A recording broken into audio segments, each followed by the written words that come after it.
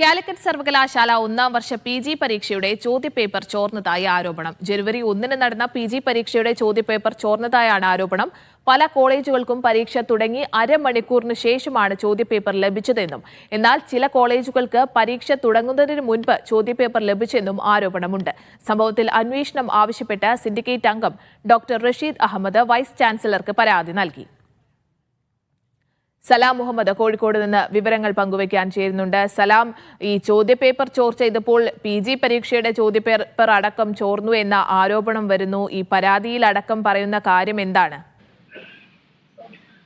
Calicut university syndicate member doctor Rasheed അഹമ്മദാണ് ഈ ആരോപണം ഉയർത്തിയിരിക്കുന്നത്. കാലിക്കറ്റ് സർവകലാശാല ഒന്നാം വർഷ PG വിദ്യാർത്ഥികളുടെ ചോദ്യപേപ്പർ ചോർന്നായിട്ടാണ് ആരോപണം.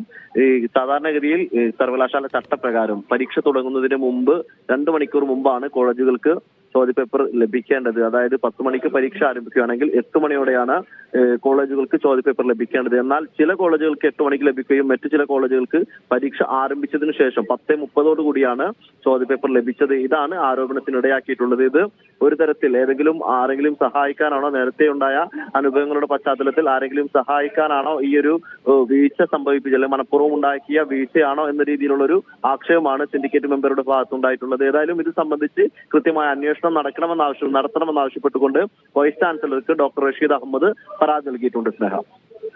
ശരി, PG പരീക്ഷയുടെ ചോദ്യപേപ്പർ ചോർന്നു എന്ന ആരോപണമാണ് ഉയരുന്നത്. ഇക്കാര്യങ്ങളിൽ അന്വേഷണം വേണമെന്നാവശ്യപ്പെട്ട് സിൻഡിക്കേറ്റ് അംഗം ഡോക്ടർ റഷീദ് അഹമ്മദാണ് വൈസ് ചാൻസലർക്ക് പരാതി നൽകിയത്. സലാം മുഹമ്മദാണ് കോഴിക്കോട് നിന്ന് വിവരങ്ങൾ പങ്കുവച്ചത്.